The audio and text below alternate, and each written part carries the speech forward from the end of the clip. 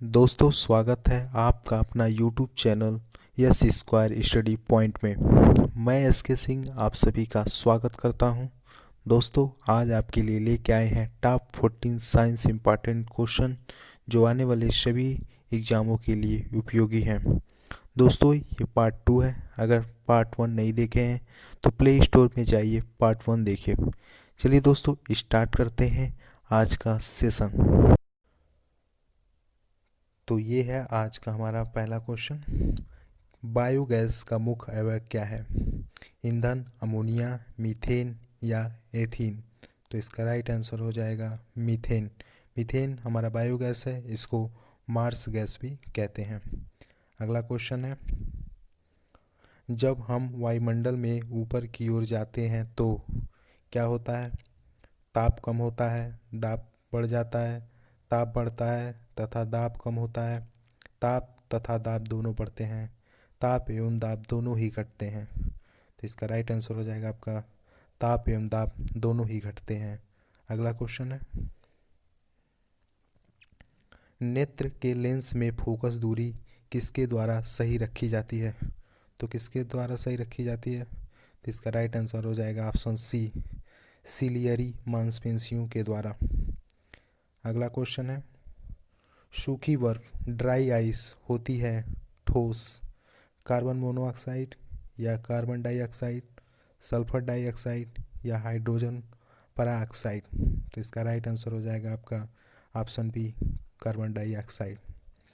अगला क्वेश्चन है, साधारण नमक का वैज्ञानिक नाम क्या है?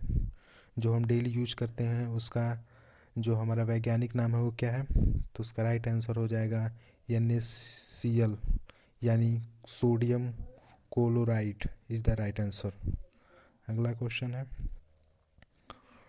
ढुलकती हुई गेंद कुछ देर दूर ढुलकने के बाद स्वयं ही रुक जाती है, ठीक है, निम्नलिखित में से किसके कारण से? तो इसका राइट आंसर हो जाएगा आपका घर्षण बल। घर्षण बल हमारा क्या करता है, जो फ्रिक्शन फोर्स होता है उससे हमारी गेंद को रोकने का प्रयास करता है। तो अगला क्वेश्चन है हमारा, संगमरमर मार्बल किसका रूप है? तो मार्बल किसका रूप है?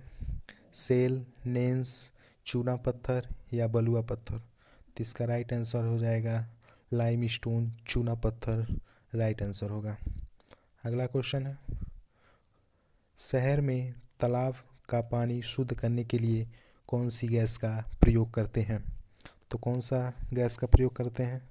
ऑप्शन ए है सल्फर डाइऑक्साइड, क्लोरीन, नाइट्रोजन या अमोनिया? तो इसका राइट आंसर हो जाएगा क्लोरीन।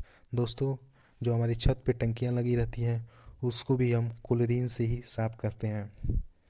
अगला क्वेश्चन है, लोहे में जंग लगने का मुख्य कारण क्या है? तो लोहे में जो जंग लगने का मुख्य कारण है वह है ऑक्सीजन, हाइड्रोजन, नाइट्रोजन या नियॉन? तो इसका राइट आंसर हो जाएगा आपका ऑक्सीजन। ऑक्सीजन से हमारा जो होता है लोहा रिएक्शन कर जाता है जिसका ऑक्सीकरण हो जाता है, जिससे क्रोजन यानी जंग पकड़ लेता है। अगला क्वेश्चन है, कुपोषण में सबसे अधिक किसकी कमी होती है? Vitamin A, carbohydrate, vitamin C या प्रोटीन? तो इसका राइट आंसर हो जाएगा प्रोटीन। कुपोषण में सबसे अधिक किसकी कमी होती है? तो प्रोटीन। प्रोटीन जो हमारी सबसे ज़्यादा मात्रा में पाई जाती है वो हरी पत्तेदार सब्जियां तथा दूध में सभी प्रकार के जो विटामिन होते हैं उसमें वो पाए जाते हैं। दोस्तों, अगर चैनल पे आप नए हैं तो चैनल को सब्सक्राइब कर लीजिए, वीडियो को लाइक कर लीजिए। दोस्तों, चलिए अगला क्वेश्चन। अगला क्वेश्चन है, रोबोट क्या है? एक प्रकार का रॉकेट, एक बम है, मनुष्य से मिलता जुलता एक यंत्र जो आदेशानुसार कार्य करता है, अफ्रीका के जंगल में मिलने वाला जानवर है? तो इसका राइट आंसर हो जाएगा ऑप्शन सी। अगला क्वेश्चन है, दो समानांतर दर्पणों के बीच प्रतिबिंब बनते हैं तो कैसे बनता है? 2 बनेगा, 4 बनेगा, 8 बनेगा या अनंत? तो इस ये आंसर हो जाएगा राइट आंसर अनंत। जब कोई जहाज नदी में से समुद्र में प्रवेश करता है तो क्या होता है? ऊपर उठ जाता है, नीचे धंस जाता है, उसके स्तर में कोई बदलाव नहीं आता है। उपयुक्त सभी। इसका राइट आंसर हो जाएगा ऊपर उठ जाता है। बिकॉज जो हमारी रिवर और ओशियन के डेंसिटी का डिफरेंस होता है, घनत्व का अंतर हो जाता है, इस वजह से जो समुद्र होता है उसका घनत्व ज़्यादा होता है और जो नदी होगा उसका घनत्व कम होगा। ठीक है दोस्तों, चलिए अगला क्वेश्चन। पृथ्वी पर कोई गतिशील पिंड विरामावस्था की अवस्था में निम्नलिखित कारण से आता है। क्यों आता है? तो इसका आंसर हो जाएगा आपका ऑप्शन बी, घर्षण बल के कारण, फ्रिक्शन फोर्स। ठीक है, अगला क्वेश्चन है, क्या कारण है कि गेंद किसी ऊंचे स्थान पर अधिक उछलती है? क्योंकि ऊंचे स्थानों पर मैदान की अपेक्षा वायु दाब अधिक होता है। क्योंकि ऊंचे स्थान पर वायुमंडल का विरल होने के कारण गेंद में कम प्रक्रिया का सामना करना पड़ता है। ऑप्शन सी आपका, क्योंकि ऊंचे स्थान पर गुरुत्वाकर्षण बल कम होता है। क्योंकि ऊंचे स्थान पर वायुमंडल शुद्ध होता है। तो इसका राइट आंसर आपका हो जाएगा ऑप्शन सी, ऊंचे स्थानों पर गुरुत्वाकर्षण बल कम होता है। अगला क्वेश्चन है, मात्रा के साथ निम्नलिखित में कौन सा भौतिक गुण प्रवाहित नहीं होता है? तो मात्रा के भौतिक प्रवाहित नहीं होता है, तो इसका राइट आंसर हो जाएगा आपका घनत्व। जो घनत्व होता है हमारा, चाहे 1 लीटर हो चाहे 1000 लीटर हो, घनत्व वही रहेगा। ठीक है, आयतन बदल सकता है, द्रव्यमान बदल सकता है, भार बदल सकता है। अगला क्वेश्चन है, जब सूर्य की रोशनी किसी प्रिज्म से होकर गुजरती है तो निम्नलिखित में से किस रंग का अपवर्तन सबसे अधिक होता है? सबसे अधिक किसका होगा? नीले रंग का। और सबसे कम किसका होगा? लाल का। यही अगर बात किया जाए तरंग दैर्घ्य की तो सबसे ज़्यादा होगा लाल का और सबसे कम किसका होगा? नीले का। चलिए अगला क्वेश्चन, मैक नंबर संबंधित है ध्वनि की गति से, जलयान की गति से, हवाई जहाज की गति से या अंतरिक्ष यान की गति से? तो इसका राइट आंसर हो जाएगा हवाई जहाज की गति से। अगला क्वेश्चन है, जब कोई मनुष्य रोशनी से अंधेरे कमरे में घुसता है तो उसे कुछ समय तक कुछ दिखाई नहीं देता है, बाद में उसे दिखाई देना प्रारंभ होता है क्योंकि उसकी आँखों में आइरिस सिकुड़ती है, उसकी आँखों की आइरिस फैलती है, उसकी आँख के लेंस और रेटिना की दूरी बढ़ जाती है, उसकी आँख के लेंस की लंबाई बढ़ जाती है। ठीक है, या ऑप्शन सी है, इसकी आँखों के लेंस और रेटिना की दूरी बढ़ जाती है, या उसकी आँख के लेंस की लंबाई बढ़ जाती है। तो इसका राइट आंसर हो जाएगा ए, उसकी आँख की आइरिस जो होती है सिकुड़ जाती है। आपने देखा होगा कि जो हमारे हवाई जहाज, वो क्या बोलते हैं, समुद्री जहाज में जो डाकू होते हैं वो एक आँख पे पट्टी बांधे रहते हैं।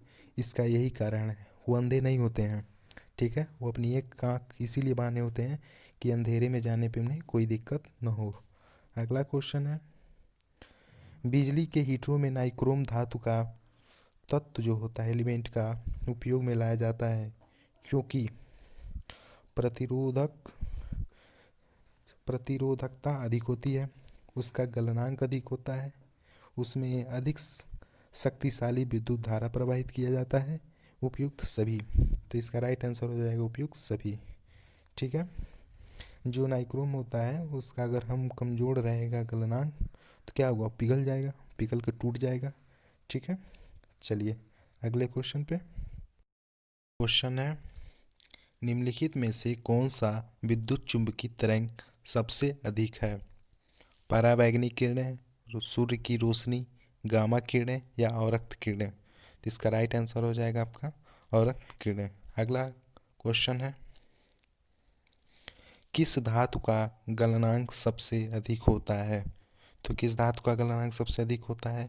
ओसियम, टंगस्टन या मोलिब्डेनम या अमोनियम का? तो इसका राइट आंसर हो जाएगा आपका टंगस्टन का। टंगस्टन जो धातु है इसका यूज कहाँ होता है?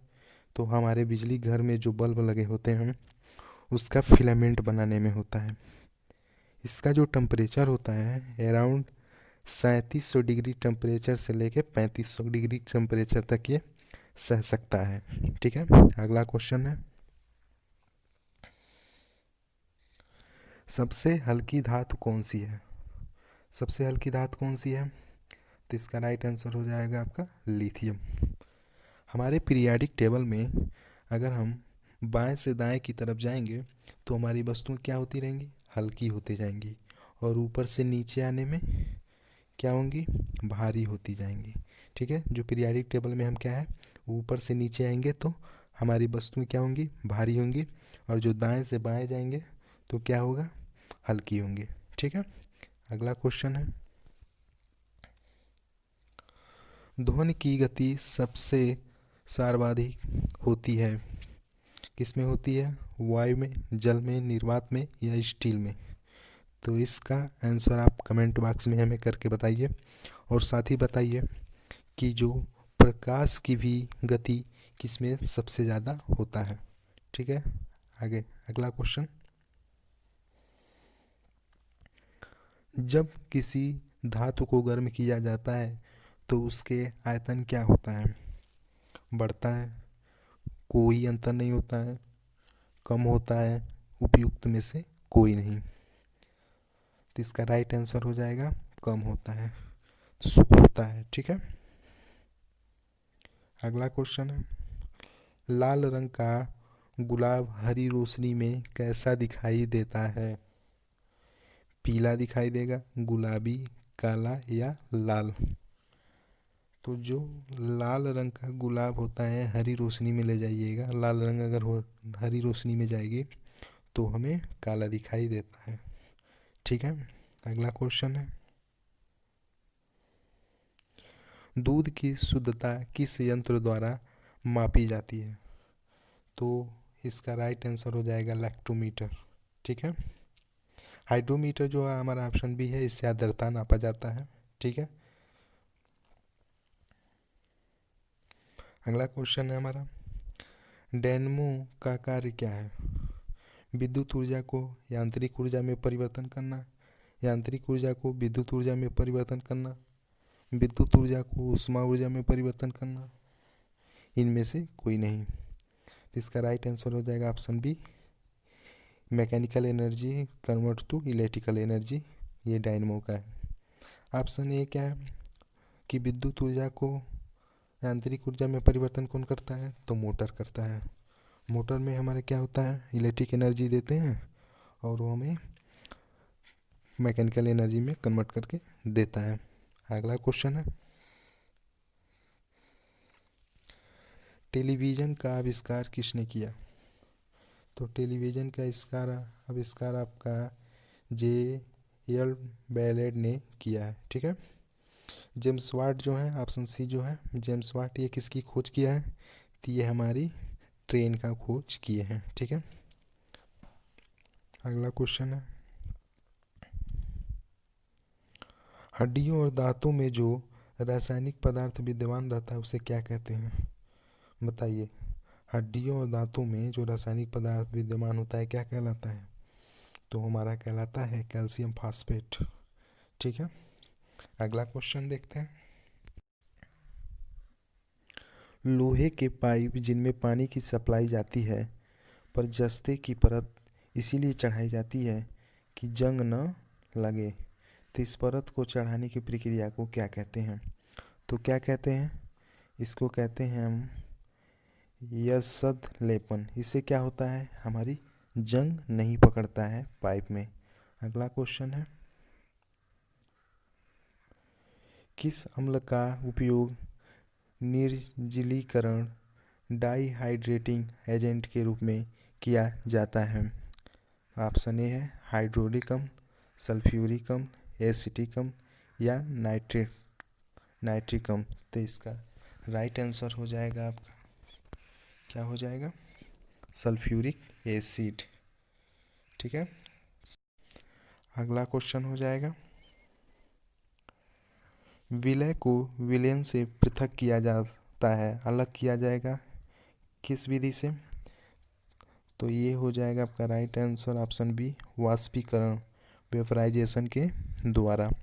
अगला क्वेश्चन है, निम्नलिखित में से कौन वायुमंडल में नहीं होती है?